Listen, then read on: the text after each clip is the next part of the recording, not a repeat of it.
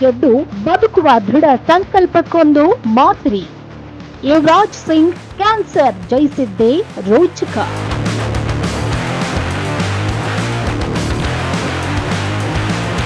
ಭಾರತದ ಮಾಜಿ ಆಲ್ರೌಂಡರ್ ಯುವರಾಜ್ ಸಿಂಗ್ ತಮ್ಮ ವೃತ್ತಿ ಜೀವನದಲ್ಲಿ ಕ್ಯಾನ್ಸರ್ ಎಂಬ ಮಹಾಮಾರಿಯ ವಿರುದ್ಧ ಹೋರಾಡಿ ಅಜೇಯರಾಗಿರುವುದು ಎಲ್ಲರಿಗೂ ಗೊತ್ತು. 2011ರ ಏಕದಿನ ವಿಶ್ವಕಪ್ನಲ್ಲಿ ಭಾರತವನ್ನ ಗೆಲುವಿನತ್ತ ಕೊಂಡೊಯ್ದ ಯುವರಾಜ್ ಮೃತ್ಯುಂಜಯನಂತೆ ಕ್ಯಾನ್ಸರ್ನಿಂದ ಬದುಕುಳಿದ್ರು. ಪಂದ್ಯ ವಿಜೇತರಾಗಿ ಹಲವು ಬಾರಿ ಟೀಂ ಇಂಡಿಯಾವನ್ನ ಸೋಲಿನ ದವಡೆಯಿಂದ ಪಾರು ಮಾಡಿದವರು ಈ ದಂತಕಥೆ. ಪ್ರಸ್ತುತ ಯುವ ಆಟಗಾರರಿಗೆ ಬ್ಯಾಟಿಂಗ್ ಕೌಶಲ್ಯ ಕಲಿಸುವಲ್ಲಿ ನಿರತರಾಗಿದ್ದಾರೆ. ಆದರೆ ಒಂದು ಹಂತದಲ್ಲಿ ಅವರು 3 ರಿಂದ 6 ತಿಂಗಳಿಗಿಂತ ಬದುಕಿದ್ರೆ ಹೆಚ್ಚು ಅಂತ ವೈದ್ಯರು ಹೇಳಿದ್ರಂತೆ. ಈ ವಿಷಯವನ್ನ ಸ್ವತಃ Yuvraj Singh the overlap cricket ಶೋನಲ್ಲಿ ಹಂಚಿಕೊಂಡಿದ್ದಾರೆ.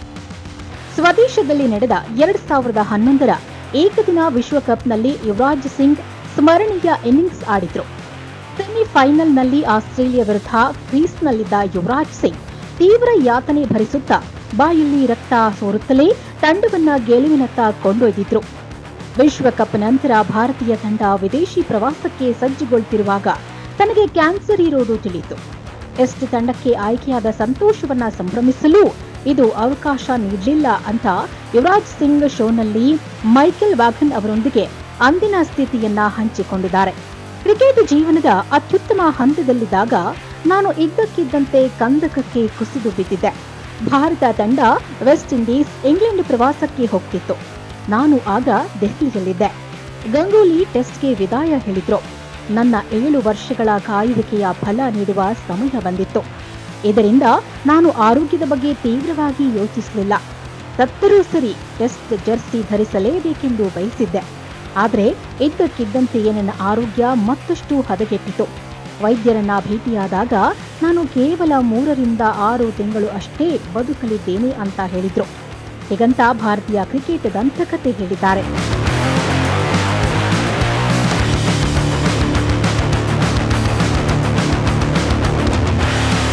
ಆರೋಗ್ಯ ಮತ್ತಷ್ಟು ಗಂಭೀರ ಪರಿಸ್ಥಿತಿಗೆ ತಿರುಗಿದಾಗ ನಾನು ವೈದ್ಯರನ್ನ ಭೇಟಿಯಾದೆ. ನಿಮ್ಮ ಶ್ವಾಸಕೋಶ ಹಾಗೂ ಹೃದಯದ ನಡುವೆ ಕ್ಯಾನ್ಸರ್ ಕೋಶವಿದೆ. ಈ ಪರಿಸ್ಥಿತಿಯಲ್ಲಿ ಕ್ರಿಕೆಟ್ ಆಡಿದರೆ ಹೃದಯಾಘಾತವಾಗಬಹುದು. ಕೀಮೋಥೆರಪಿಗೆ ಒಳಗಾಗದಿದ್ರೆ ನೀವು 3 ರಿಂದ 6 ತಿಂಗಳಿಗಿಂತ ಹೆಚ್ಚು ಬದುಕೋದೇ ಇಲ್ಲ ಅಂತ ವೈದ್ಯರು ಎಚ್ಚರಿಸಿದ್ರು. ವೈದ್ಯರ ಎಚ್ಚರಿಕೆಯಿಂದ ತೀವ್ರ ಒತ್ತಡಕ್ಕೊಳಗಾದೆ. ತಕ್ಷಣ ಅಮೆರಿಕಾಗೆ ಹೋಗಿ ಲ್ಯಾನ್ಸ್ ಆರ್ಮ್ ಸ್ಟ್ರಾಂಗ್ ಅಂದ್ರೆ ಮಾಜಿ ಅಮೆರಿಕನ್ ರೇಸಿಂಗ್ ಸೈಕ್ಲಿಸ್ಟ್ಗೆ ಚಿಕಿತ್ಸೆ ನೀಡಿದ ವೈದ್ಯರನ್ನ ಭೇಟಿಯಾದೆ.